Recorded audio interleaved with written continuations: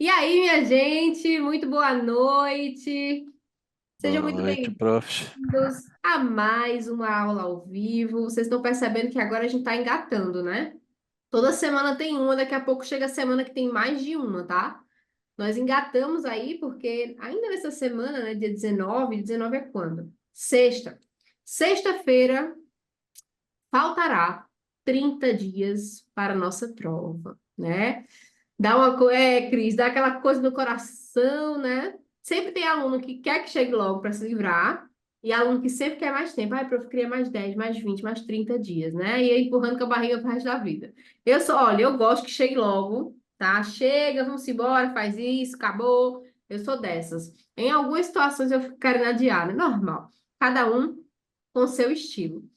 Gente, hoje vou trazer um tema super importante aqui, tema negligenciado, assim como as jurisprudências, que são as súmulas.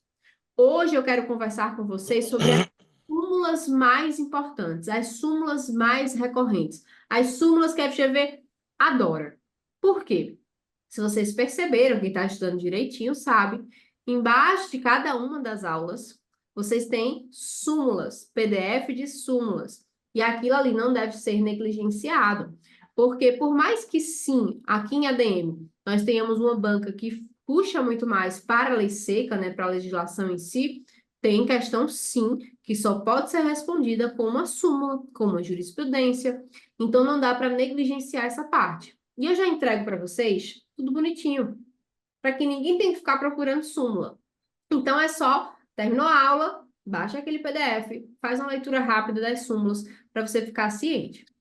Além daquelas súmulas que estão lá, eu trouxe aqui súmulas recorrentes. Algumas vão estar iguais, tá? Outras não. Trouxe súmulas mais importantes, mais recorrentes para a gente conversar. O que é que eu quero que você faça? Vade-mecum na mão. Quem tem VAD, pega o VAD. Por quê? Você pode marcar essas súmulas e eu quero que você também participe aí nesse manuseio de vade-mecum, porque a gente vai entre súmula vinculante, súmula do STF, súmula do STJ. Então é importante que você consiga manusear também, saber encontrar essas súmulas quando for preciso, ok? E aí, se você for marcar, você pode, estar liberado, não é obrigatório, mas você pode. Lembre, marque com a cor do direito material. Ok? Posso começar? Tudo certo? Então, deixa eu compartilhar. Pro- Prof, me ouve? Oi, ouvindo. Prof, lembra da passada eu estava sem câmera. Eu Hum, providenciei uma web. Aí eu cliquei já hoje aqui, apareceu, mas daqui a pouco sumiu. Tô vendo duas pessoas, a senhora e uma outra colega ali de blusa marrom, de óculos preto. Só tem, minha tela tá dividida em... Isso, tchauzinho. Essa que eu tô vendo, mas eu não tô me vendo. Eu sou meio, meio não, sou novato, né? É a tua configuração. é a configuração. É, enquanto vocês falam, eu tô mexendo por tudo aqui. Clica em cima da tua fotinha aí, no seu quadradinho, tem três pontinhos. Aí você vai conseguir achar alguma coisa. É algo, acho que é Mas nem foto minha, nem foto não tá aparecendo. Eu abri o microfone, abri a câmera, eu troquei meu nome lá, eu tava com aquele número a 60, 80, sei lá, aí eu fui lá e renomeei, coloquei Clóvis Foz, só que aí tem PIN no nome do seu... Opa! Tá, tô aparecendo eu agora. pronto. A pergunta é, vocês conseguem me ver? Sim, estou Sim. vendo você. Só para mim saber, né? Porque daí eu vou ficar aqui. Mas agora foi? Foi, tá vocês duas no cantinho lá e eu na tela principal aqui. Pronto, é isso aí. Aí tem várias Pronto. formas. Se você colocar no. Sim, Lá em cima, né? No superior direito, tem visualizar. tá. Aí você vê como visualizar todo mundo. Você maior, eu maior, vocês. Entendi, entendi. Deixa a foto da professora maior, porque a hora que ela colocar o slide em tela, você não vê, você só vê a sua Boa, foto grande. boa. Pois Tá, eu não quero atrapalhar a aula. Seguimos. não, Obrigado. faz parte. Vamos embora, né? Compartilhar essa linda tela. Deixa eu colocar aqui. Olha ela aí. Pegar minha caneta. E a gente vai começar. Gente, essa é uma aula que pode ser um pouquinho cansativa, porque a gente vai transitar sobre diversas súmulas que tratam de temas diferentes. Eu sempre tento trazer as súmulas mais compiladas, que são de temas parecidos, mas, né, obviamente, como vamos falar de diversas súmulas, 44. vamos falar de diversos temas, tá? Então, ativa aí teu modo foco para prestar atenção junto comigo e fica aí de olho no teu VAD, tá? Faça esse manuseio. Primeira súmula, aí você vai abrir comigo, que eu quero que vocês vejam, é a súmula vinculante número 44. Súmula vinculante normalmente está no primeiro ponto ali das súmulas, né, no teu VAD. Depois vem STF, depois vem STJ. Você pode também dar uma olhada no sumário, né? Ninguém é de ferro. Olha só o que diz a súmula vinculante 44. Só por lei se pode sujeitar a exame psicotécnico a habilitação de candidato a cargo público. Profa, que coisa besta, né? Por que isso aqui é tão importante? Porque a FGV já cobrou trocando isso aqui, ó. Ela troca a palavrinha lei por edital. E diz que é só o edital que pode sujeitar a exame psicotécnico com habilitação de candidato a cargo público. Mas nós temos na súmula vinculante 44 que é uma lei. Então, para que eu tenha um exame psicotécnico, né, de certa forma, como um requisito de habilitação de um candidato no concurso público, eu preciso de uma lei. E mais um ponto de atenção. Sempre que eu tenho aqui na escrita, ó, só lei, ou lei, ponto, lei, vírgula, não é uma lei complementar. Sempre que vier só lei, conforme lei, só por lei, de acordo com a lei, é uma lei ordinária. Por que é importante saber? Porque pode vir uma pegadinha, ou pode até te perguntar, né? Se a lei é complementar ou não. E você vai dizer que não. A lei, ela é ordinária. Para ser complementar, tinha que vir escrito lei complementar. Não tem como a gente adivinhar, né? Então, todos os momentos de qualquer legislação, onde se tratar de uma lei complementar, vai ter lá, lei complementar. Se vier só lei, é lei ordinária, não é complementar. Então, somente por uma lei ordinária, eu posso sujeitar um candidato a exame psicotécnico como uma fase de habilitação, né, para um cargo público. Normalmente, atualmente, todos os concursos públicos têm essa fase do exame psicotécnico, tá? Pelo menos os federais. Entendido? Súmula vinculante 44, ela é simples, tá? Seguindo, viaja aí e abre para mim a súmula 683 do STF. 683 do STF. Ela diz o seguinte, gente. O limite de idade para inscrição em concurso público só se legitima em face do artigo 7º, inciso 30 da Constituição, quando possa ser justificado pela natureza das atribuições do cargo a ser preenchido. Porque é o seguinte, eu trouxe até aqui, ó. O artigo 7º, inciso 30 da Constituição, traz os direitos, são direitos dos trabalhadores urbanos e rurais, né? A proibição de diferença de salários, né? De exercício de funções e de critério de admissão por motivo de sexo, idade, cor ou estado civil, né? É um direito que não existe esse tipo de critério de admissão. É o que a nossa Constituição fala. Mas, prof, existem concursos onde tem sim um limite de idade. Acontece, acontece. Principalmente quando falamos de cargos lá de polícia, da carreira policial. Normalmente é onde a gente tem essa limitação de idade. Não é comum, mas sim existe. E a súmula 683 veio para regular isso, porque era uma polêmica, né? Ninguém gostava de limitar alguém pela idade. Você se sente super atingido. Peraí, quer dizer que eu tô velho demais? Eu tô velha demais? E aí, no meio dessa polêmica, nasceu a súmula 683 do STF, que diz assim, ó, eu posso até limitar a idade para inscrição no concurso público, mas eu preciso que seja justificável pela natureza das atribuições do cargo a ser preenchido. Se for um cargo que a natureza é meramente administrativa, por exemplo, não existe uma natureza que exige um limite de idade. Em contrapartida, eu tenho um policial civil, um policial militar, da rodoviária, né? Policial rodoviário, que tem que estar em cima de uma moto, que tem que correr, que inclusive tem que passar por um TAF. Aí é diferente, né? Numa situação onde eu consigo demonstrar que a natureza das atribuições do cargo exigem uma limitação de idade de forma justificada, e aí, gente, é todo um problema, tá? Tem que ter todo um laudo pericial, tem que fazer testes, pegar pessoas das idades para testar um mês no trabalho, ver se funciona, para conseguir fazer essa limitação de idade. Mas se eu consigo justificar, tá tudo bem. Eu consigo limitar a idade em concurso público se for justificável pela natureza dos cargos a serem preenchidos. Caso eu não possa justificar, jamais eu posso chegar no edital e colocar uma cláusula de que só pode se inscrever abaixo de 50 anos. Para que eu faça isso, eu tenho que ter muito trabalho atrás. Tem que ter uma justificativa. Senão, é inconstitucional, porque o artigo 7º, inciso 30, diz que eu não posso ter essa limitação, esse critério de admissão com base na idade. Então, prestem muita atenção se vier o enunciado de peça assim, tá? Se ele trouxer que o edital colocou a limitação de idade sem justificativa, sem nenhum trabalho por trás, inconstitucional. Teu argumento vai ser o 7º, inciso 30 da Constituição.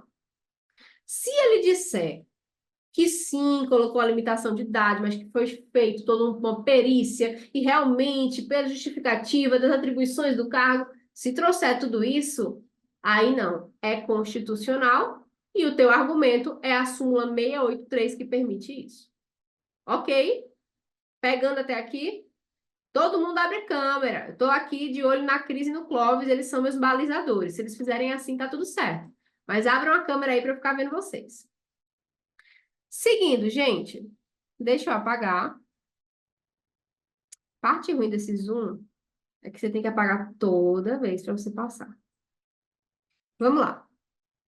Essa é famosa. Súmula vinculante número 13. Presta muita atenção aqui, porque os alunos costumam confundir essa parte. Olha só. Súmula vinculante número 13, todo mundo meio que já sentiu, já conhece. Trata do nepotismo, lembra? Essa súmula diz que a nomeação de cônjuge, companheiro ou parente, em linha reta, colateral ou por afinidade, até terceiro grau, inclusive de uma autoridade nomeante, ou do servidor da mesma pessoa jurídica, num cargo de direção, chefia e assessoramento, ou para exercício de cargo em comissão ou de confiança, ou função gratificada, em qualquer dos poderes, viola a Constituição Federal. E você fala, pelo amor de Deus, resume isso daí, né? É muito grande. Basicamente é o seguinte: eu não posso nomear cônjuge, companheiro, parente, em linha reta colateral, por afinidade, até terceiro grau, para um cargo de direção, chefia, assessoramento, ou seja, um cargo em comissão, um cargo de confiança, ou ainda uma função gratificada, porque isso viola a Constituição Federal. É muito poder nas mãos de alguém ficar nomeando a namorada, o esposo, né? Um primo, um filho. É muito poder na mão dele. Então, isso viola a Constituição Federal. Isso, em regra, não pode acontecer. E a súmula vinculante veio trazendo isso. É o nepotismo, né? O nepotismo é inconstitucional, não é correto, né? O nepotismo não é legal. Viola a Constituição Federal. Isso é algo que a gente já tem fácil em mente, né? A gente conhece o nepotismo. Ponto de atenção aqui que eu quero de vocês é a exceção. Existe exceção ao nepotismo, e isso aqui também já foi trabalhado, mas eu quero trazer mais uma vez. O STF recebeu muitos, mas muitos casos assim. Porque, gente, eu não preciso nem dizer que existe muito nepotismo por aí, né? Muito, mas muito. Então, o STF recebeu tanta coisa, mais tanta coisa, mais tanta coisa, que chegou um ponto que ele teve que firmar um entendimento específico para ver se diminuía isso. E aí o STF firmou um entendimento no seguinte sentido: não configura nepotismo e não viola a súmula vinculante número 13. Essa nomeação para esse povo todo, se for para um cargo político. É por isso que hoje em dia a gente estranha, né? A gente vê o presidente colocando a esposa em algum ministério. A gente vê a ministra da Educação colocando o sobrinho, né? Por quê? Porque são cargos políticos. E por mais que seja estranho, é constitucional. A jurisprudência do STF diz que não viola a súmula vinculante número 13 essa nomeação de parentes para cargos públicos de natureza política. Então, secretário de Estado, um secretário municipal, muito comum esses dois aqui na FGV, tá? Qualquer cargo político que você estiver nomeando esses monte de parente, não viola a súmula vinculante número 13. Então, diante de um enunciado, preste bastante atenção. A nomeação foi para qual cargo? Foi cargo político? Em aula, eu trago para vocês diversos cargos políticos para ficar em mente, tá? Mas lembrem, poder executivo, tentem fazer essa associação. Se foi para um cargo político, então tá tudo bem, tá tudo certo. Até certo ponto. Por quê? O STF fala, ó, realmente, se for parente, né, para cargo político, não é nepotismo, não configura nepotismo, tá tudo certo. Agora, pelo amor de Deus, essa pessoa, ela tem que ter um mínimo de qualificação técnica para o cargo e também idoneidade moral. Porque senão eu vou deixar muito poder nas tuas mãos. Tu vai chegar, vai nomear um monte de parente, vai nomear um menino de 17 anos que nem terminou o ensino médio para ser secretário estadual. Não pode. Então, sim, para cargo político não viola a súmula vinculante número 13, não configura nepotismo, mas eu preciso que essa pessoa que está sendo nomeada tenha um mínimo de qualificação técnica para o cargo e tenha idoneidade moral. Não dá para essa pessoa, por exemplo, vou colocar lá como secretário de cultura. Essa pessoa, ela é formada em artes, ela é super ativa, ela tem curso de teatro, ela está aí ativa, ajudando na cultura, a disseminação da cultura. Legal, ela tem uma qualificação técnica. E ela é uma pessoa idônea. Ela não está aparecendo no Fantástico todo domingo. Ela não está divulgando o jogo do Tigrinho. Então, ela é idônea, tá tudo certo com ela. Juntando isso, eu falo, realmente, pode nomear para esse cargo político. Agora, se vier no teu enunciado dizendo que a mãe de Joãozinho está nomeando ele para o cargo de secretário de Cultura e ele tem 17 anos e ele está indo para esse cargo porque ele gosta muito de tocar guitarra, pelo amor de Deus, cadê a qualificação técnica de Joãozinho? Ou então que ela está nomeando o Joãozinho, que é influência digital e divulga o jogo do Tigrinho e está aparecendo no Fantástico todo domingo. Cadê a idoneidade moral de Joãozinho? Se ele é inidôneo e se ele não tem qualificação técnica, essa nomeação não é justificável, ela não é proporcional, ela não é legal. Então, exige que vocês tenham um conhecimento bom, de uma interpretação de texto boa do enunciado. Mas vocês captaram? O nepotismo existe. E ele diz que eu não posso nomear meus parentes, né, para cargo em comissão, cargo de confiança. Agora, se esse cargo for político, eu posso. Ou seja, na política, está permitido. Agora, essa pessoa tem que ter um mínimo de qualificação técnica e ser idônea moralmente. Certo?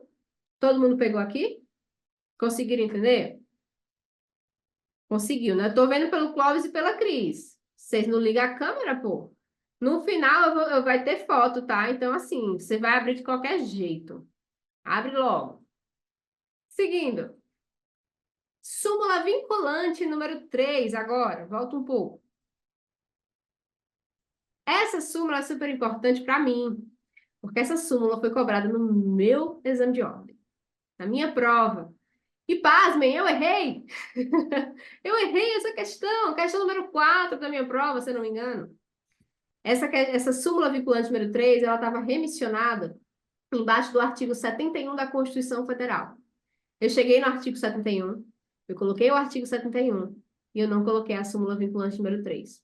Se eu tivesse chegado na súmula vinculante número 3, a minha resposta seria outra, completamente diferente. E é por isso que ela é importante, porque ela é o oposto do que eu conheço. Deixa eu explicar. Olha o que ela fala. Nos processos perante o Tribunal de Contas da União, asseguram-se contraditório e ampla defesa, quando da decisão puder resultar anulação ou revogação de ato administrativo que beneficie o interessado. Vamos parar aqui. Basicamente, ele diz que nos processos perante o TCU, eu vou assegurar contraditório e ampla defesa. Isso é a regra. Não precisa nem me falar. Como é que eu estou no meio de um processo e eu não vou assegurar contraditório e ampla defesa? Tem que ter, né? Então, até aqui está tudo lindo, tudo maravilhoso. Só que tem uma vírgula. E tudo que vem depois da vírgula é super importante, senão tinha um ponto. E aí ele fala assim, ó, vírgula, excetuada a apreciação da legalidade do ato de concessão inicial de aposentadoria, reforma e pensão. Ele está dizendo uma coisa super estranha para a gente.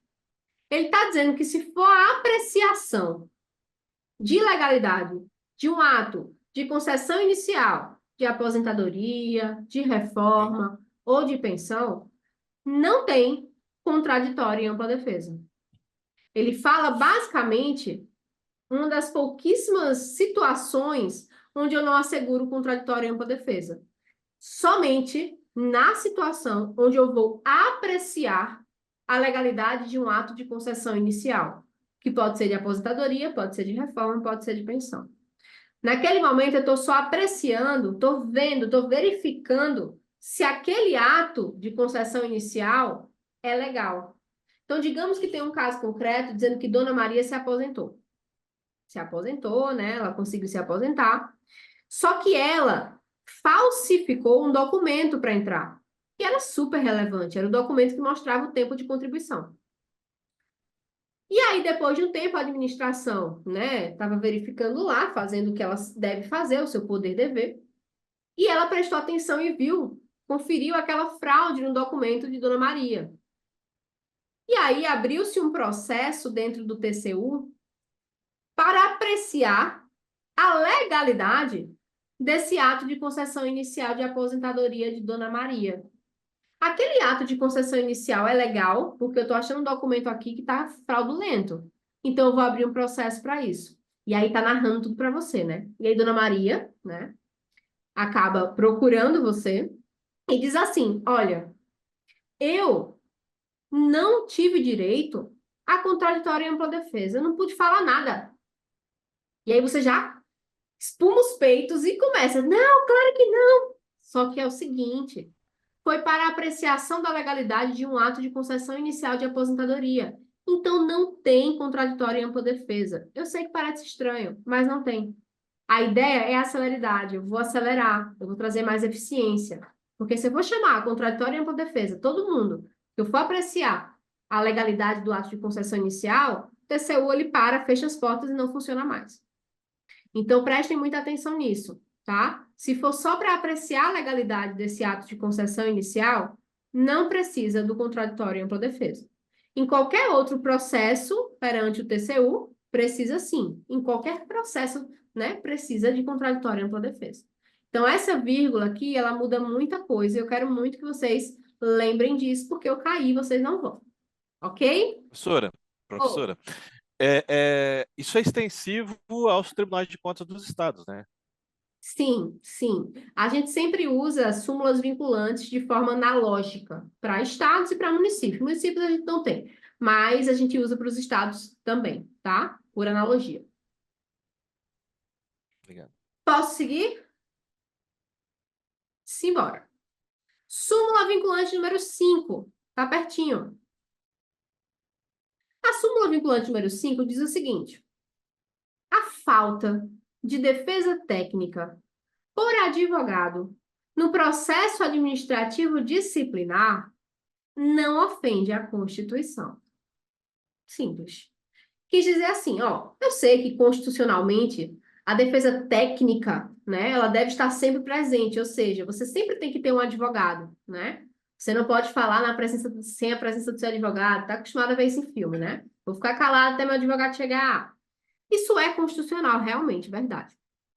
Só que no PAD, no processo administrativo disciplinar, e de forma analógica, no processo administrativo como um todo, a falta de um advogado não ofende a Constituição.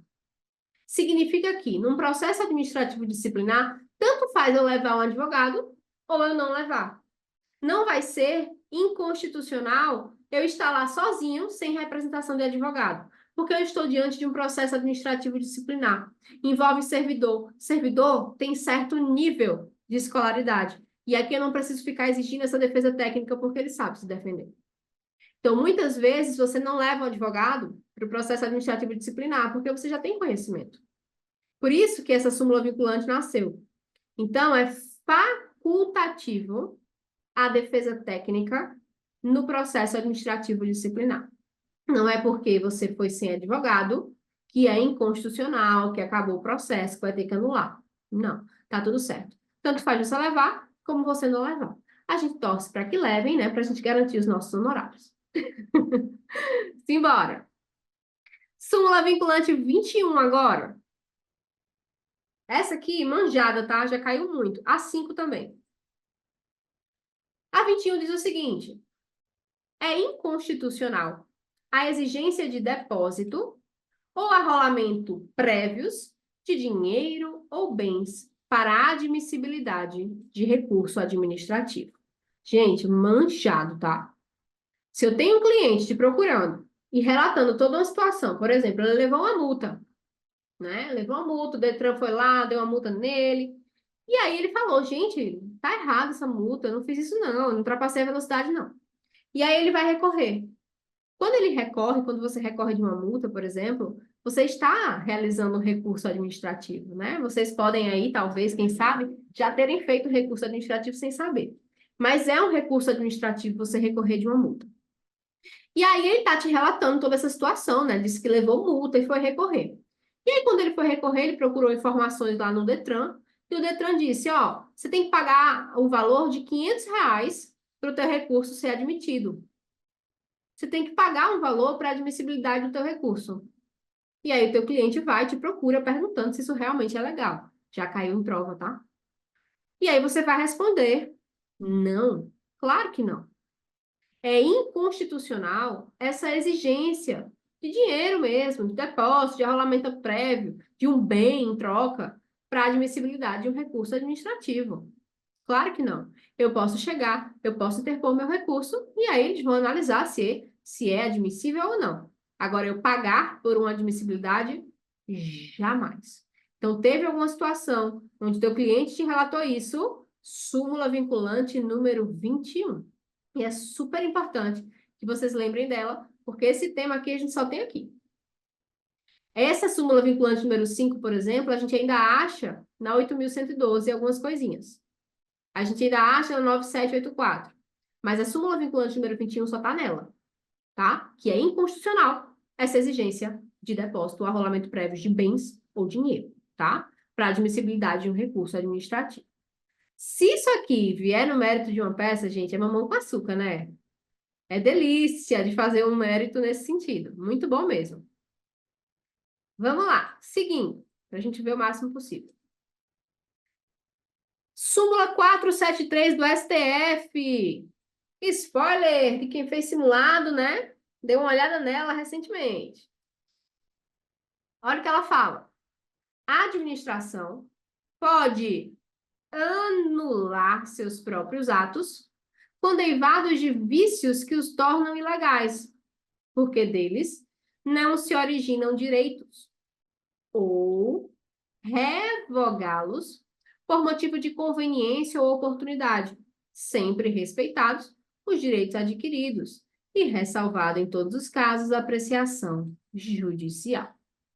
A súmula 473, e aí se você já está aberto, Você pode fazer uma remissão a ela também ao artigo 53 da 9784 de 99. Porque sempre que a questão tratar sobre anulação ou sobre revogação, você vai usar os dois. Sempre. Por quê, prof? Porque a FGV usa os dois. Então, você vai usar o artigo 53 da 9784 e a súmula número 473 do STF. Andam juntinhos. Juntinhos, tá? E aí, basicamente, é o seguinte. A administração, ela pode anular os seus atos viciados.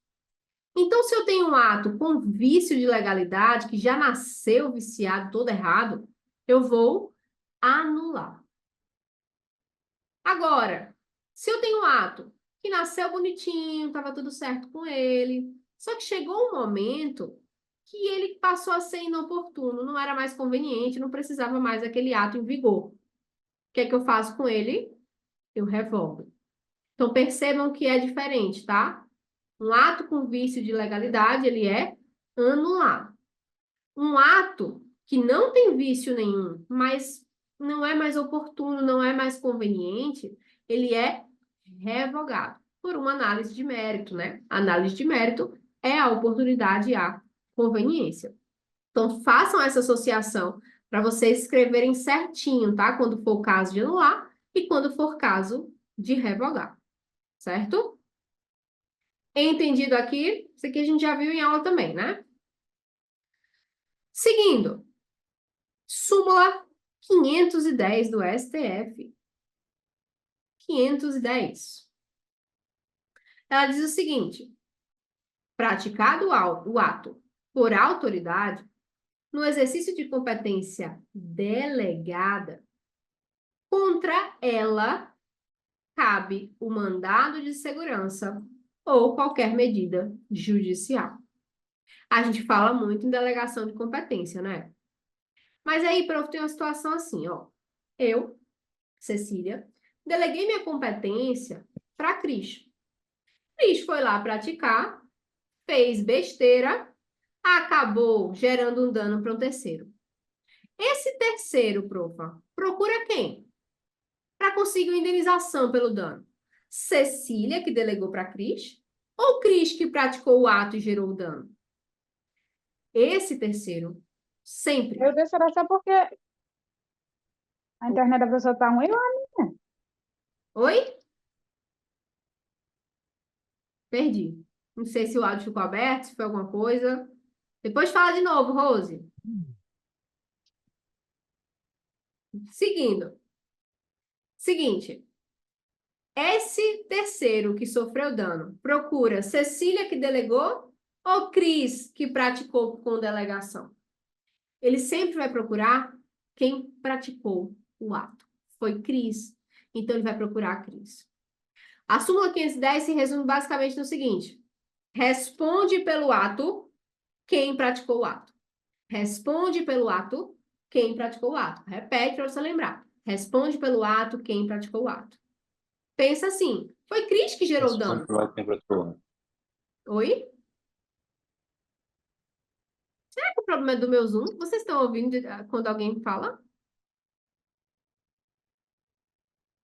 Mas eu não consegui entender. Fala de novo, bota no chat também. Então, vamos lá. Lembre, súmula 510. Responde pelo ato aquele que praticou o ato, ainda que seja por delegação. Professora, mas vamos lá. Foi você que delegou para a Cris. Você não tem responsabilidade nenhuma? Não significa que eu não tenho responsabilidade nenhuma. Futuramente, em alguma possível ação, pode ser que Cris demonstre que faltou alguma orientação para ela que eu não dei e a gente se resolve. Mas aqui, na responsabilidade civil do Estado, o importante é que você saiba que responde pelo ato aquele que praticou o ato. Dona Maria, por exemplo, que sofreu dano gerado por Cris, não pode me procurar jamais, tá? Não pode. Vai procurar Cris. No caso, né, vai procurar o órgão jurídico que ela representa, ou seja, vai procurar o Estado, e aí a gente já entra naquela ideia da responsabilidade civil mais uma vez, Oi, Clóvis. A senhora está falando basicamente da figura do coator no mandado de segurança, não é isso? Exatamente, exatamente. Porque foi Cris que praticou aquele ato, né? Ela vai responder por aquele ato. No âmbito da responsabilidade civil, não confundam, eu sempre explico a vocês, né? Existe a teoria da dupla garantia, ou seja, o terceiro nunca procura o agente, ele procura o Estado. Mas a ideia aqui é que, por exemplo, se eu for de um órgão jurídico diferente, deleguei para a Cris de outro órgão jurídico, quem responde é o de Cris, tá? A ideia é essa. Só para que vocês entendam, não é quem delegou, mas a pessoa que praticou a competência delegada, ok? Teoria do risco administrativo, não é isso? Teoria da dupla garantia, do STF. Ah, tá. Quer falar, Cris?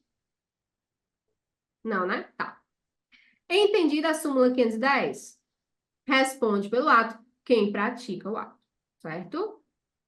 Seguindo. Me livrei dessa, joguei para Cris. Súmula 591 do STJ agora. Seguimos para o STJ.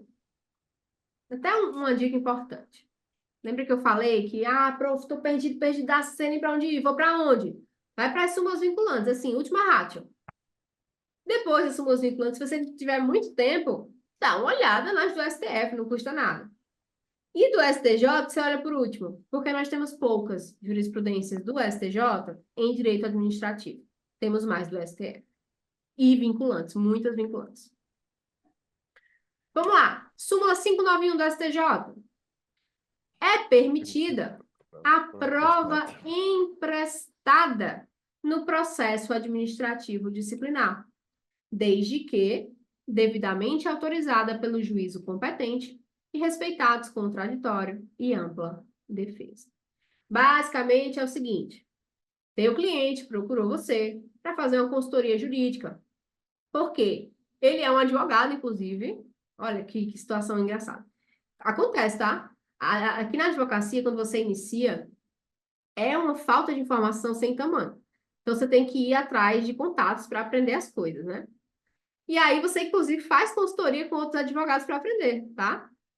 E aí, essa pessoa, recém-advogado, recém-aprovado, procurou você, falou assim, olha, eu estou aqui cuidando de um processo administrativo disciplinar de um cliente e está muito difícil conseguir as provas desse processo. Só que tem outro processo, né, que outra pessoa, né, está levando, que envolve meu cliente e tem uma prova lá que seria muito relevante para o meu processo. Aí eu te pergunto, advogado, eu posso pegar e emprestar aquela prova daquele processo para o meu? Eu puxo ela e coloco no meu? Pode. Pois A é. súmula 591 do STJ diz que pode. É o que a gente chama de prova emprestada.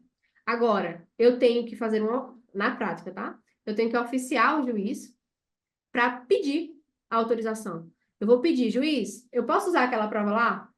Tá? E aí ele vai falar, pode ou não. Então, ela tem que ser autorizada pelo juízo competente. E, claro, eu sempre vou respeitar o contraditório e ampla defesa em qualquer prova que for adicionada. Então, pode emprestar prova? Pode. Eu pego a prova de um processo, coloco no outro. É a prova emprestada, que é sim permitida no processo administrativo, desde que o juiz autorize e desde que eu respeite o contraditório e a ampla defesa, tá? Deixa eu ver o chat. Marina, professora, você falou para irem marcando essas súmulas? Pode marcar, tá? Pode marcar. Esse material vai ser divulgado para vocês depois. Eu jogo no grupo assim que terminar, e depois jogo na plataforma. Aí quem quiser parar depois, para marcar depois com calma, pode fazer assim, tá? Entendida a 591? Prova emprestada existe, pode e é constitucional, tá? Seguindo, volta para as súmulas vinculantes. Súmula vinculante 38. Profa, por que você não colocou tudo junto, as súmulas vinculantes? Porque eu não sou besta, né? Eu quero que vocês manuseiem esse vade-mecum. Pelo amor de Deus. É competente o município para fixar Bora. de funcionamento também. É competente o município para fixar horário de funcionamento de estabelecimento comercial. Você fala, profa, que negócio, né? Besta, isso aqui é assunto besta para administrativo, isso aqui vai cair. né? Puxa até um pouquinho para constitucional, competência do município, né? Só que é o seguinte, digamos que o teu cliente na questão narra toda uma situação, né? Onde estavam enchendo o saco dele e ele tinha um estabelecimento comercial, um mercadinho, uma padaria, e estavam enchendo o saco dele com relação a esse horário de funcionamento, porque ele era o único que ficava 24 horas. Imagina o caos, né? Todo mundo odeia quem fica 24 horas. Se você é comerciante, você fica com ódio, porque você não pode fazer 24, ele faz, você perde seu cliente. É assim mesmo, né? Eu já fui comerciante, sei como é. Gente, já fiz tudo, você não tem noção. Até docinho eu já vendi.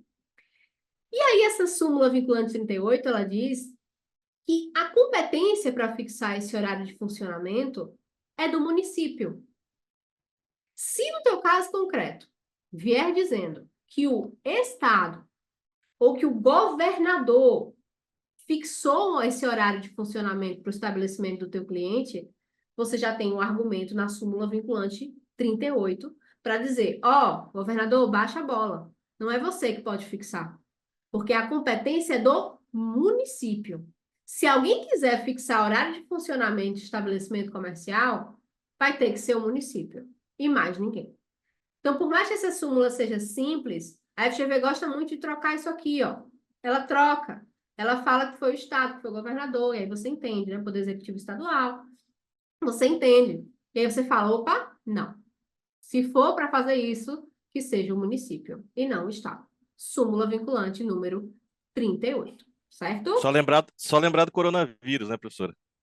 Exatamente, exatamente. A gente teve, né, Cada diversas... município tinha uma, né, funcionamento de acordo com o que o prefeito fixava. Exatamente. E aí a gente já puxa também, né, inclusive, para a própria. Teve diversas intervenções, requisições administrativas, né, muito Sim. fechamento de porta, né, o poder de polícia atuou bastante, a gente fica revoltado, de certa forma, mas é a supremacia estatal, né? O interesse público é supremo. Para mim, o interesse público na época de pandemia era muito mais importante do que você fazer as suas vendas, por mais que você também precise sustentar a sua família. O interesse público, ele sempre fica lá em cima, tá? Então, lembrem, é o município que fixa esse horário de funcionamento, tá? Súmula vinculante 49, parecida, ó. Ofende o princípio da livre concorrência uma lei municipal que impede a instalação de estabelecimentos comerciais do mesmo ramo em determinada área. Situação mais uma. Gente, se cair, eu sou pé quente, tá? Teu cliente te procura porque ele é dono de uma farmácia. Ele é dono de uma franquia da Pague Menos. E aí ele quer colocar, né, essa Pague Menos em determinada área, numa rua que tem 7 farmácias. Tá? Tem 7 lá. E ele quer colocar mais uma. E aí ele tá em dúvida porque fica um burburinho, um fala uma coisa, outro fala outra coisa, né? E saiu uma lei municipal XYZ que impediu a instalação de qualquer estabelecimento comercial que fosse do mesmo ramo naquela área, naquela rua. Então, ó, você poderia colocar um mercadinho, mas farmácia não, porque já tem uma. Não pode ser do mesmo ramo. Foi o que a lei municipal falou. E aí ele pergunta para você, advogado, pode isso, produção? Não pode. Ofende o princípio da livre concorrência. Tanto é que o que a gente mais vê é farmácia, né? Daqui eu consigo ver um monte. Aqui na minha rua tem umas 8, uma do lado da outra. E eu não posso ter nenhum impeditivo para isso, porque ofenderia a livre concorrência. Então, se tem uma lei municipal, por mais que o enunciado deixe tudo lindo, bonito, diz que foi editada, bem bonita, maravilhosa, por mais que exista uma lei municipal editada impedindo essa instalação, ela é inconstitucional. Ela está ofendendo o princípio da livre concorrência. O teu cliente pode instalar, sim. Ok? Entendido? Super. Deixa eu apagar para passar.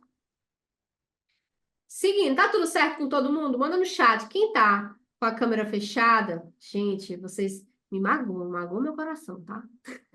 Falem aí no chat se tá tudo certo, só para eu saber, tá? Simbora. Súmula 724 do STF. Essa aqui, vocês vão ficar com raiva de mim e falar, caramba, tributário? Mas é. Olha o que ela diz. 724 do STF. Ainda quando alugado a terceiros, permanece imune ao IPTU o imóvel pertencente a qualquer das entidades referidas, e aí diz um artigo da Constituição, basicamente são as autoridades, as entidades públicas. Desde que o valor dos aluguéis seja aplicado nas atividades essenciais de tais entidades. Então, vamos lá. Eu tenho um imóvel da entidade pública X. E aí ela decidiu alugar a terceiros. A gente sabe que os imóveis, ou não sabe porque é tributário, né? Mas a gente relembra que os imóveis pertencentes às entidades, né, públicas são imunes ao IPTU. Eles não pagam, né? Porque eles são pertencentes a entidades públicas, estão ali, né, ajudando nas políticas públicas, enfim, fazem parte da administração. Só que aí eu posso decidir pegar esse imóvel e alugar, né? Quando eu alugo para um terceiro, eu alugo para o Clóvis.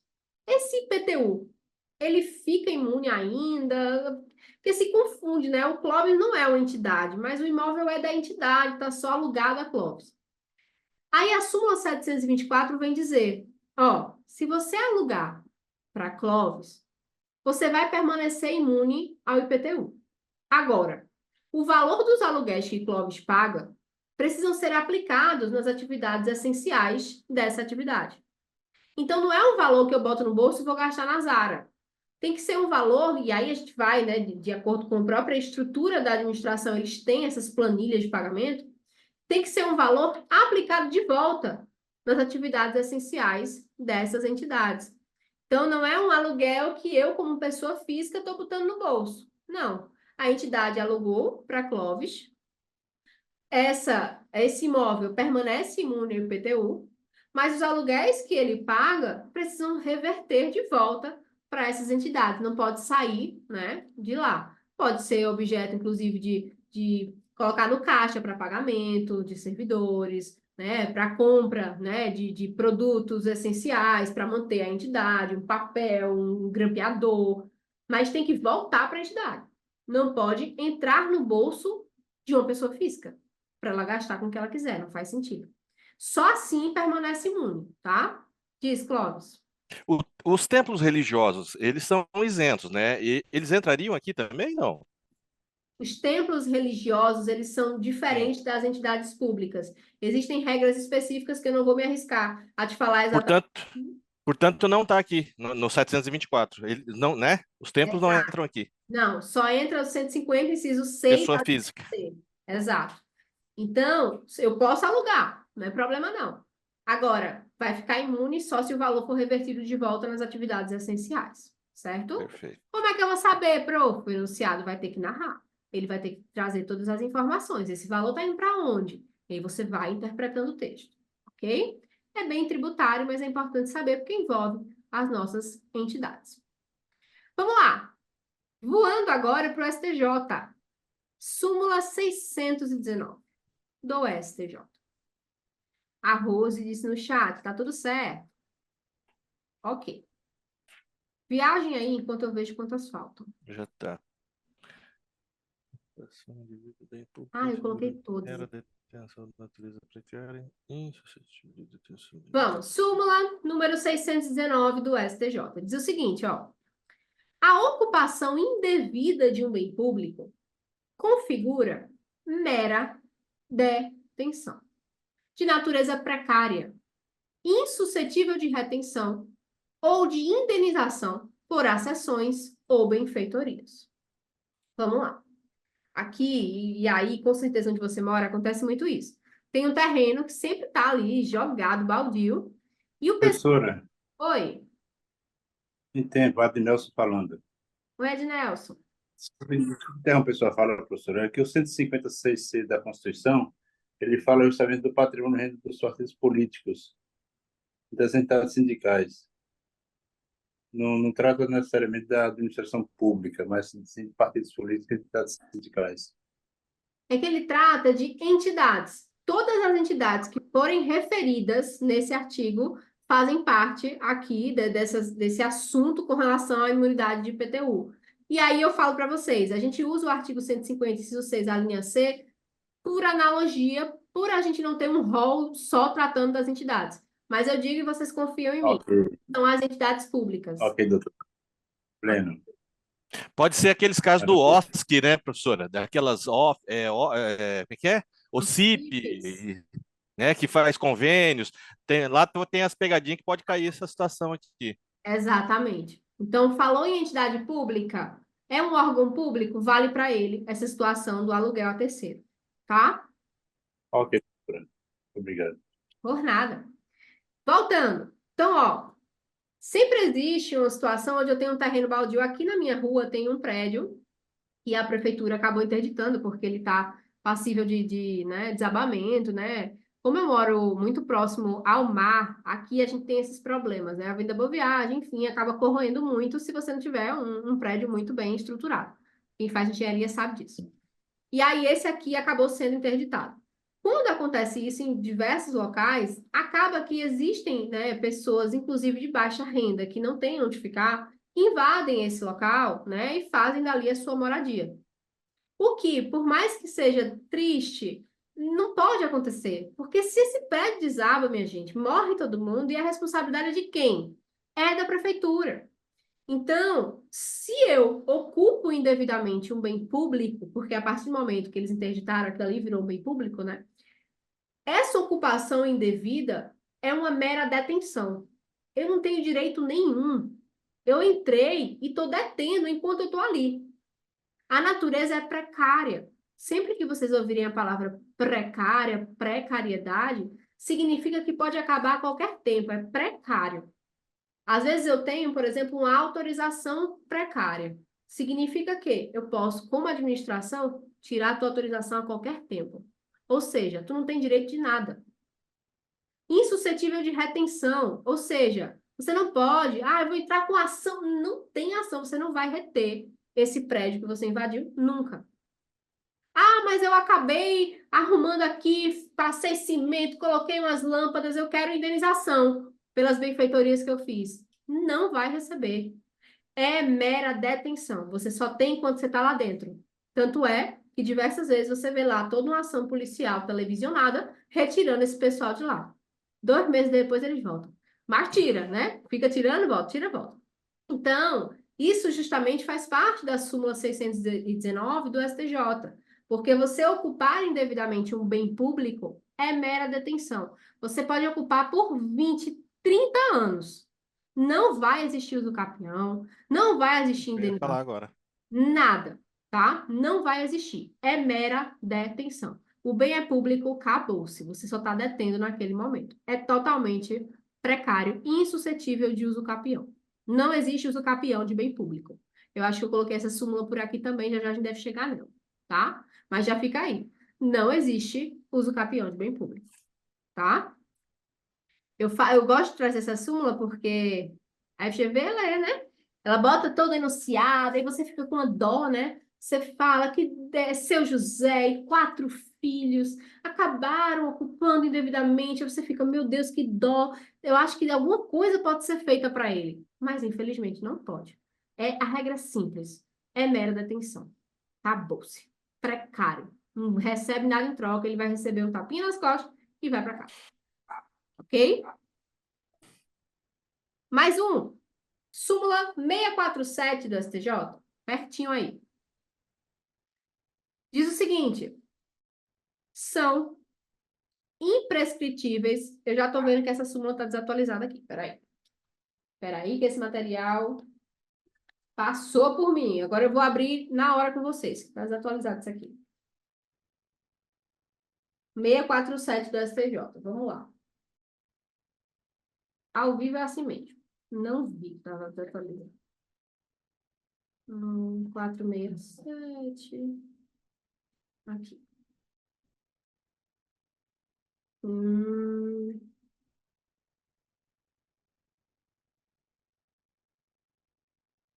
Ela fala de regime militar. Isso. 647. Aqui. Ó, vamos lá. São imprescritíveis as ações indenizatórias por danos morais e materiais decorrentes de atos de perseguição política com violação de direitos fundamentais ocorridos durante o regime militar, tá? Essa súmula ela foi atualizada, né? Não gerou uma vírgula, que eu adoraria se tivesse gerado, era mais fácil explicar, mas basicamente ela diz o seguinte, ó: são imprescritíveis, não prescrevem as ações indenizatórias por danos morais e materiais decorrentes de ato de perseguição política durante o regime militar. É super específico, vai para o direito militar, mas envolve direito administrativo. Então, ó, você sofreu algum tipo de dano material, algum tipo de dano moral durante o regime militar? Você quer ir atrás dessa indenização? Então não tem prazo prescricional. Tanto é que ela foi criada e ela foi acrescentada ao regime militar porque faz anos que aconteceu, né, diversas situações onde nós estávamos envoltos a abusos no regime militar. E aí ficava aquela coisa, né, a modernidade, tudo mudou. O acesso à justiça mudou. Só que eu sofri há 30 anos atrás, durante o regime militar. Acabou para mim, eu sofri em vão aquilo? Não, porque é imprescritível. Essas ações indenizatórias, seja por dano moral, seja por dano material, decorrente de algum ato de, e aí é específico, tá? De perseguição política. Foi ato de perseguição política? Violou direito fundamental? Foi durante o regime militar? Então não tem prazo prescricional, certo? Oi, Clóvis. Salvo engano, professor, acho que foi no governo da Dilma que eles fizeram aquela tal da Comissão da Verdade, foi feito um estudo do pessoal que foi perseguido e tal, e teve, acho que um advogado, acho que era Greenhalgh, acho que era advogado do PT, esse cara ficou bilionário com as ações por conta exatamente desse dispositivo aqui, se bem me lembro. Exato. Teve quem conseguiu Né? surfar na onda, né? Advogado constitucionalista, principalmente.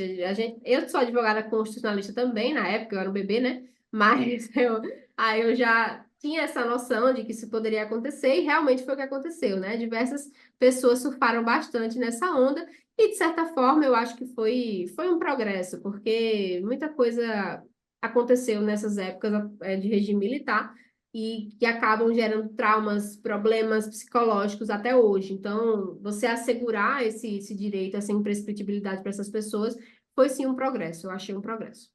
Então, súmula 647 do STJ para vocês, super específica, mas nada impede, né, que seja cobrado. Já fica aí na memória, tá?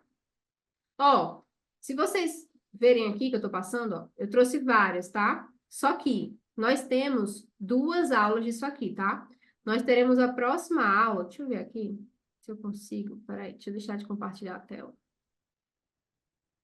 Para mostrar a vocês qual é a próxima aula, porque eu faço uma divisão, são muitas súmulas, acaba que a cabeça de vocês vai ficar muito lotada. Ó,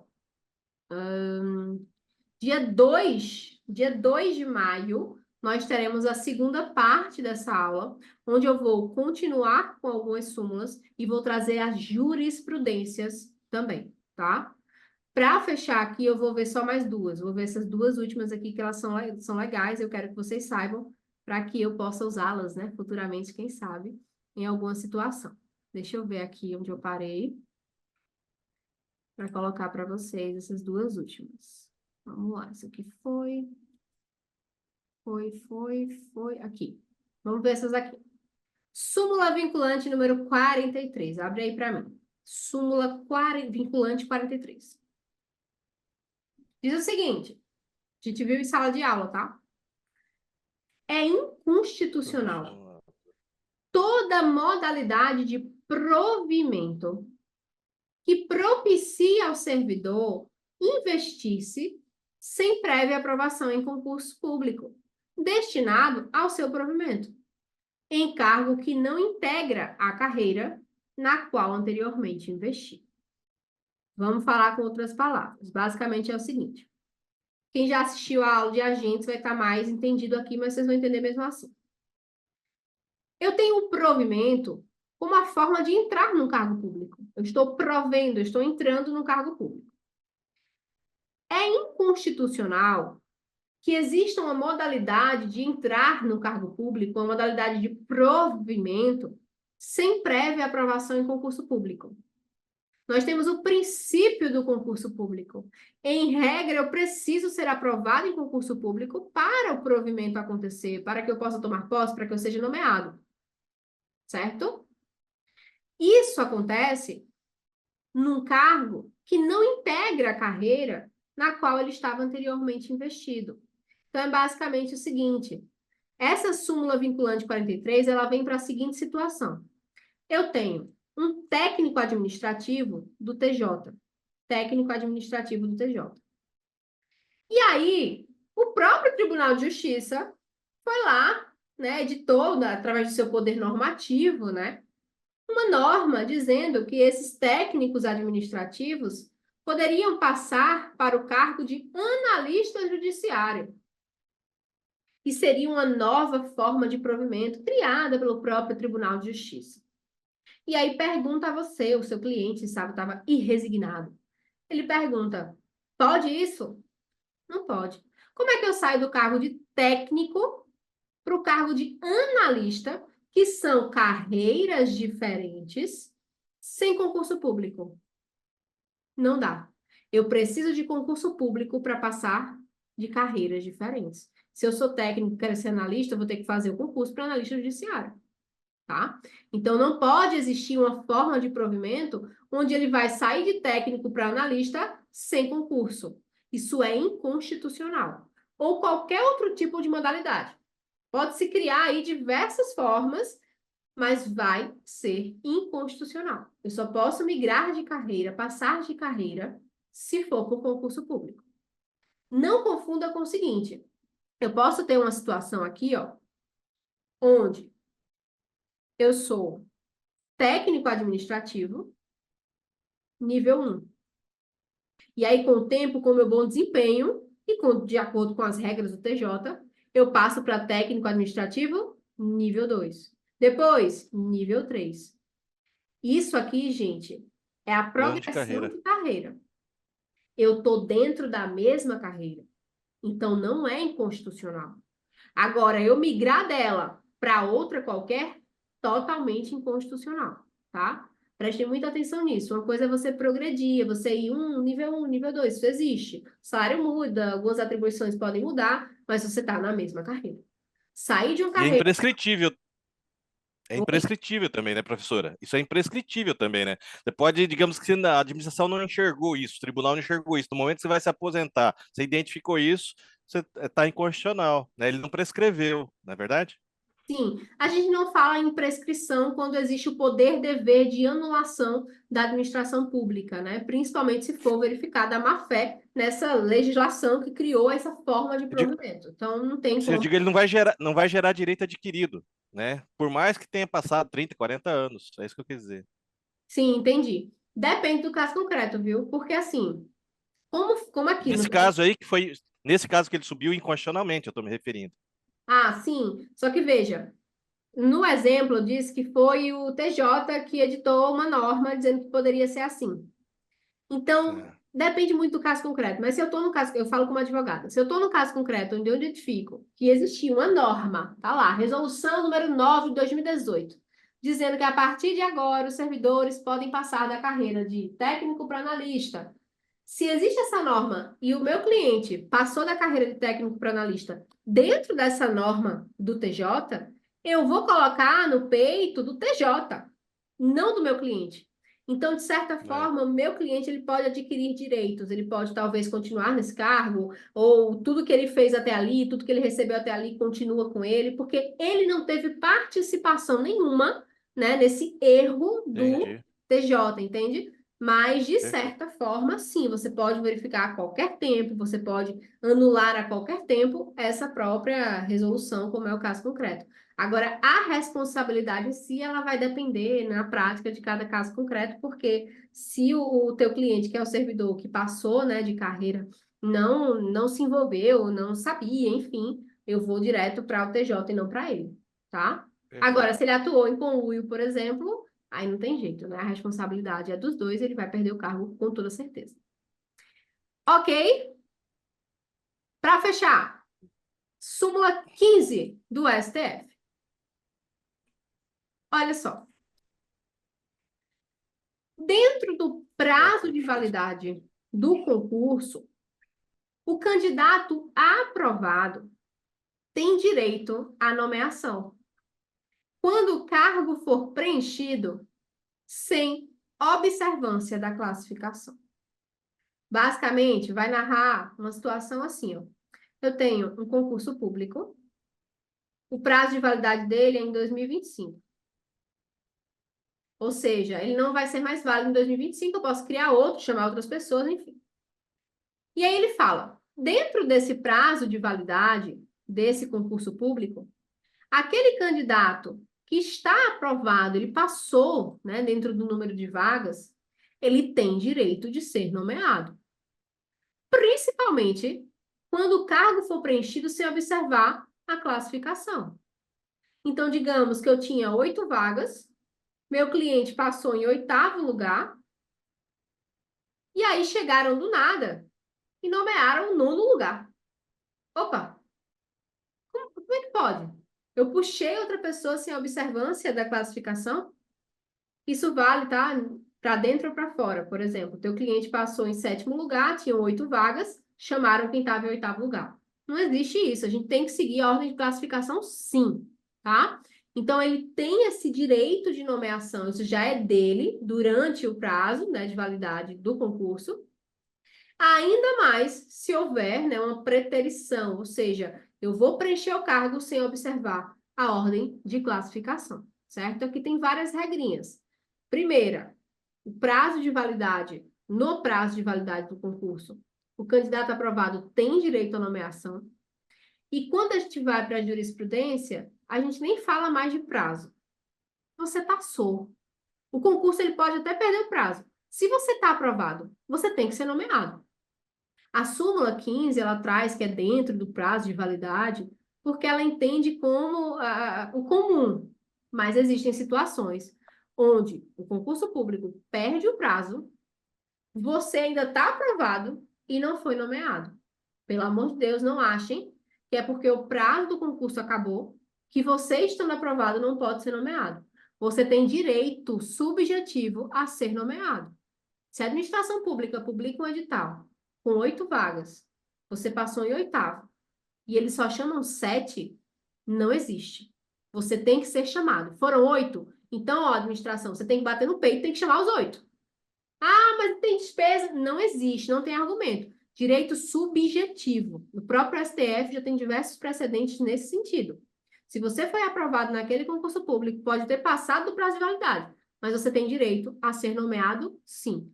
Principalmente se o cargo for preenchido sem observar a classificação. Puxou uma pessoa lá de baixo, você ficou lá, chupando o dedo, esperando sua hora, tá? Isso é a súmula número 15 do STF.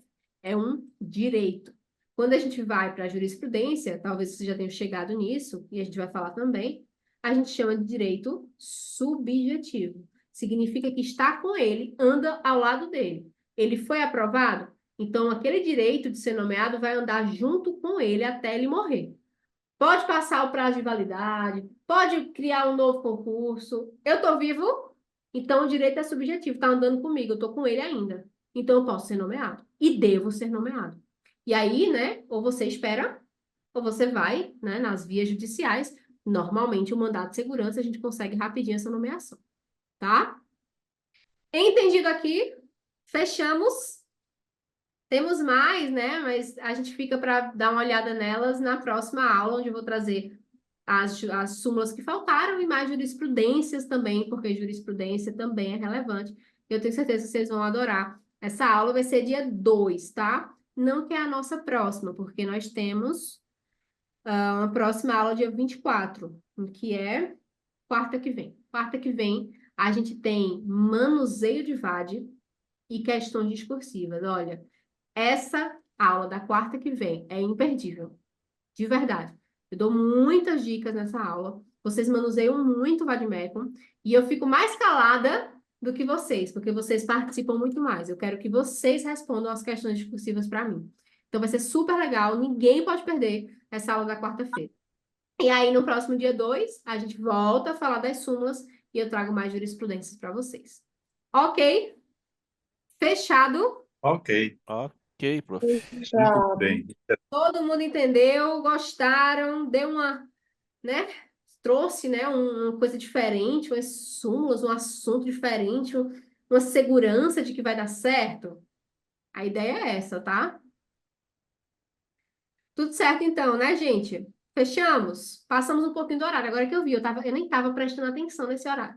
Agora que eu vi. Vou liberar vocês, que eu sei que muitos ainda vão concluir cronograma, né? É importante. Eu sei que é puxado, eu sei que tá cansativo, mas tá acabando. Daqui a pouquinho essa prova chega, vocês vão arrasar nela e nunca mais vão voltar a olhar para esse PFGV mais uma vez, a não ser para um concurso público, quem sabe. Ok? Combinado? Então vamos embora. Vamos cumprir cronograma ou descansar Ok, para aqueles que já cumpriram, viu? obrigado. Vou liberar vocês das fotos hoje, mas na próxima eu quero, viu? Na próxima. Beijo. Muito obrigado, parabéns. Obrigado, Obrigada a professora. vocês pela atenção. Tchau, tchau. Valeu. Tchau,